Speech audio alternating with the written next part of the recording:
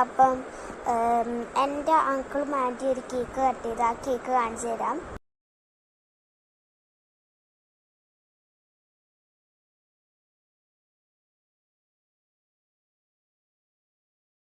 Sugar സിസ്റ്റേഴ്സിൻ്റെ ഒരു പേജിൽ നിന്നാണ് മേടിച്ചത്. കേക്ക് അടിപൊളിയായിരുന്നു. മേലെ നോർമൽ ക്രീം, പിന്നെ അതിൻ്റെ ഉള്ളിൽ ഫൗണ്ടനും, എന്നിട്ട് പിന്നെ അതിലെന്തോ കൽക്കണ്ട പോലത്തെ ഒരു സാധനമുണ്ട്.